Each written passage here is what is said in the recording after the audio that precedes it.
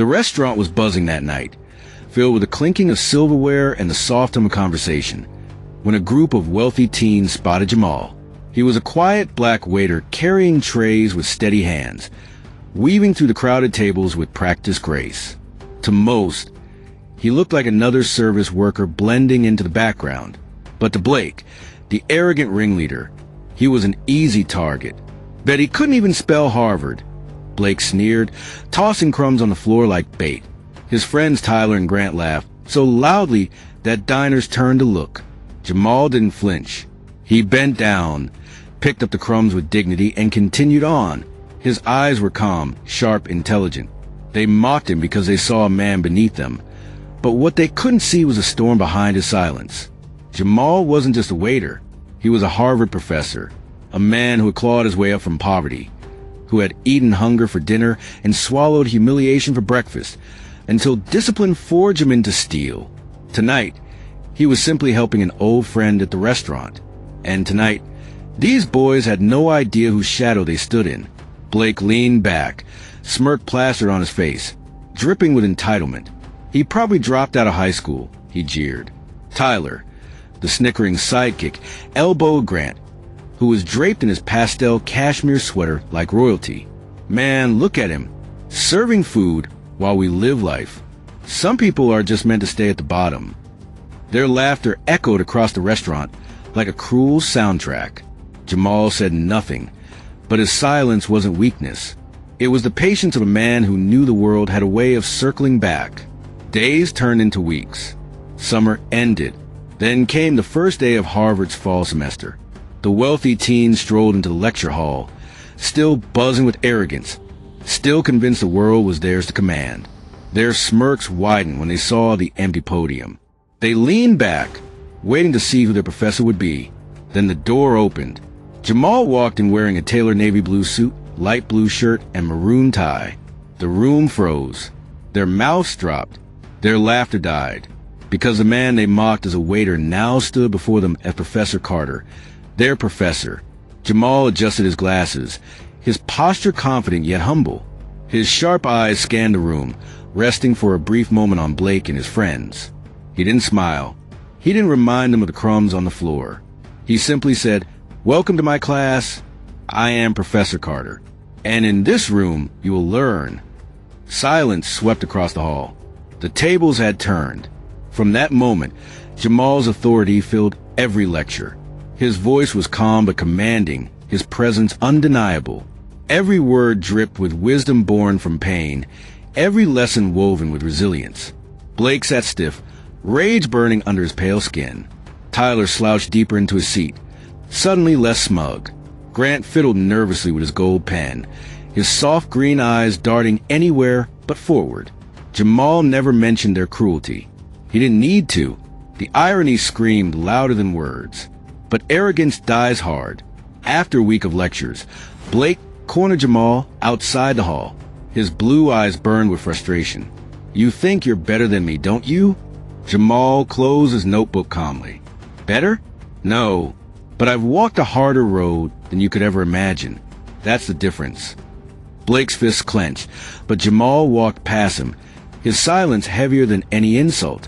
Soon, whispers began spreading. Rumors that Professor Carter's credentials were fake, that Harvard had hired a fraud. Jamal recognized Blake's hand instantly, but he came prepared. Summoned to the dean's office, Jamal laid down a thick folder. Degrees, publications, proof of a lifetime of work. The dean looked up with quiet respect. "Professor Carter, your record speaks louder than lies. Don't let children rattle you." Jamal walked out vindicated, but he knew his real battle wasn't in offices. It was in the classroom. Midterms arrived. The exams were grueling, demanding more than privilege could provide. Jamal watched as students sweated, scribbling furiously. He stopped by Blake's desk, blank paper, shaky pen. Tyler's smirk was gone, his hazel eyes wide with panic. Grant's loafers tapped nervously, his spoiled comfort crumbling. Weeks later, red ink marked their failures. Jamal handed the papers back without a word. Blake's bold F screamed louder than any lecture. The next class, Jamal's words struck like thunder. Some of you believe life owes you success, that your wealth, your name, your privilege will carry you. But here's the truth. The world doesn't care. Success is earned, and arrogance will drown you faster than failure ever could. His gaze landed on Blake. The room fell silent. For the first time, Blake lowered his eyes. But pride is stubborn. Weeks passed with him seething, plotting, until one night, after another failed assignment, he lingered after class. His voice was low, stripped of arrogance. "Professor, can you help me?" Jamal studied him for a long moment.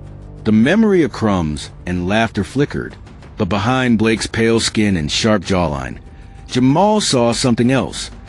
A boy who had never been told no, finally tasting humility. "If you're ready to listen, I'll teach you," Jamal said. "But I won't go easy on you." And so it began. Blake showed up at office hours, his arrogance cracking under the weight of late nights and impossible problem sets. Tyler followed reluctantly, still smirking but less loudly. Grant came too, sweater draped over his shoulders, but his eyes were softer now, searching. Jamal pushed him harder than anyone else. No excuses, no shortcuts. They cursed him under their breath, but they kept coming back. Slowly, the laughter faded. Slowly, the work replaced privilege. By the final month, something had shifted. Blake wasn't perfect. His papers were messy, his grades average, but they were earned, and that was new.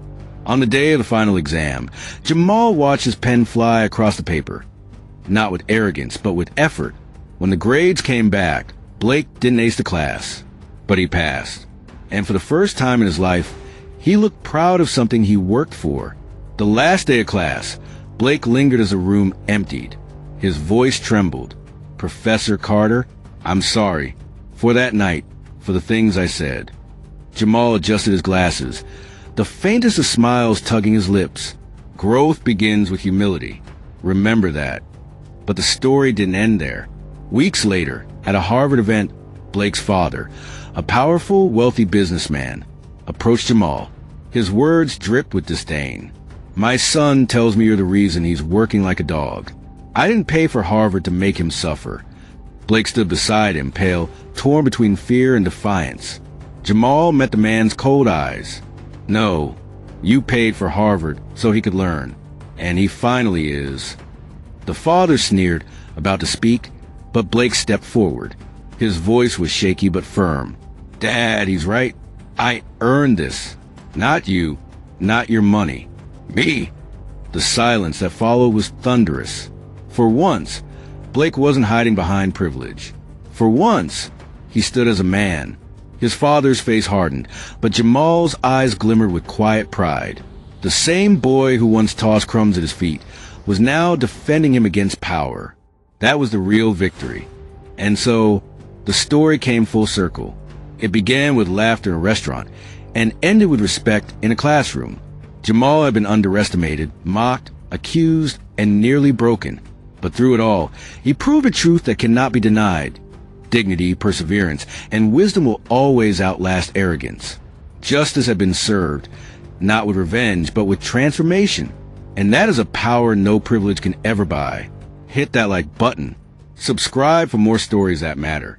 And let's keep the conversation going.